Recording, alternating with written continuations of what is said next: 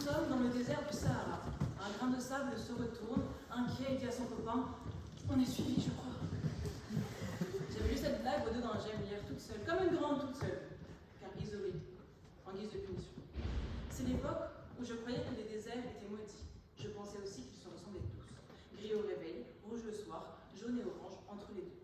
Sec, brûlant, écrasant. Dans mes cauchemars, j'étais paralysée par des sables mouvants. Mais ça, c'est le désert inventé par les films et leurs bandes-son, où le sol altéré est un ennemi, où la chaleur de notre peau. Les chameaux s'essoufflent et les faux héros sont assis sur leur dos. Alors vient le désaveu. Il faut tout désapprendre. En effet, il y a le désert comme nous le voyons, mais le désert comme c'est vraiment. Par nature, c'est un espace assez peu fréquenté. Avouez qu'une trop bonne desserte desservirait le désert. Ici, pas d'oiseaux, pas de nuages, et la pollution lumineuse ne peut plus faire son diable de ramage. La nuit, croyez-en mes yeux sur parole, est une vraie nuit. Le mur des étoiles est à portée de doigts. Ras des villes, plus rares des champs, mais au final tous des illuminés pareils, plus personne de nos jours ne se doute que la galaxie est si proche de nous.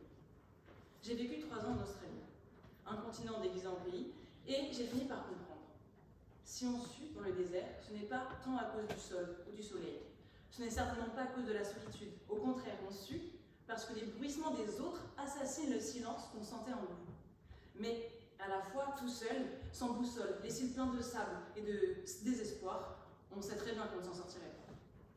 Il a donc menti, celui qui est revenu en disant qu'il a fait l'expérience tout seul du désert, mais évidemment, vous croyez à des bêtises comme « j'ai goûté une orange dans le Sahara, après 1h30 de balade en chameau ». Je ne savais pas qu'une orange pouvait avoir un tel goût. Évidemment qu'il a menti, et bien j'ose. Je traite de sale gros menteur Antoine de Saint-Exupéry, qui raconte sa survie à un crash d'avion comme s'il était tout seul, alors qu'il était en réalité entouré de toute la terre des hommes. Ainsi, même dans les paysages infinis qui font qu'on se sent tout petit, le grain de sable aura toujours raison. On est suivi.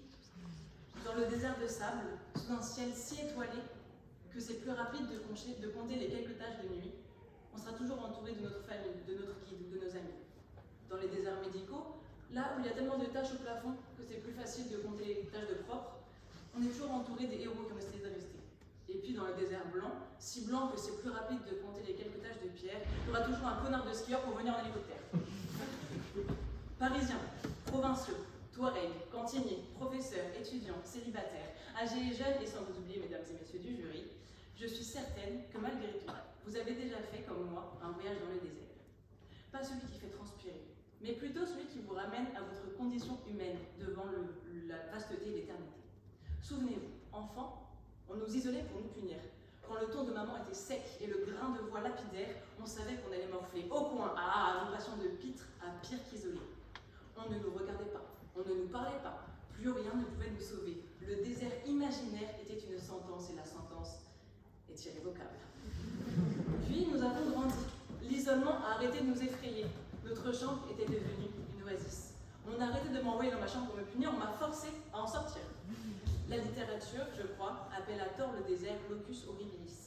Le vide n'existe nulle part ailleurs aussi bien que dans les lieux communs. Honnêtement, est-ce que vous vous êtes déjà senti si seul qu'à un repas de famille?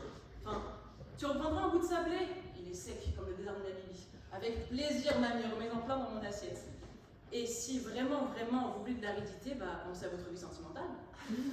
La mienne est vide comme le désert de Gobi. Je gobe plus rien, je suis une vraie crème. Et pourtant, personne ne veut de moi comme dessert. Depuis longtemps, j'erre dans les dunes, puisque personne ne veut des miennes. Ma zone désertée est désherbée. Je n'ai plus désherbée depuis longtemps. Mes rivières souterraines restent souterraines. Il n'y a que mes larmes. J'ai des sécheresses. Mais c'est pas grave, j'ai pas honte. Il faut bien nommer les choses qui nous arrivent, surtout quand elles ne nous arrivent pas.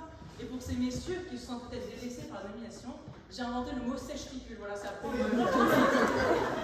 rions, mais l'heure est grave.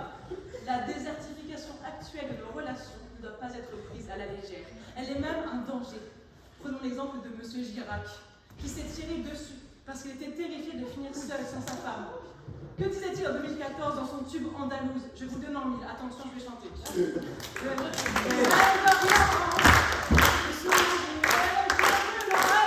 Désert d'Orient, désert, coïncidence, je ne crois pas.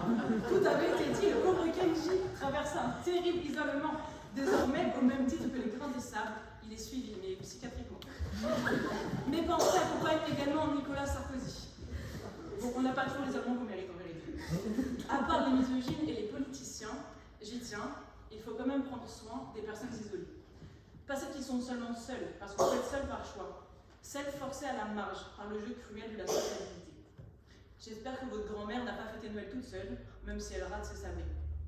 J'espère que vous parlez aux gens au bout de table à la cantine, quand ils ont un seul écouteur branché.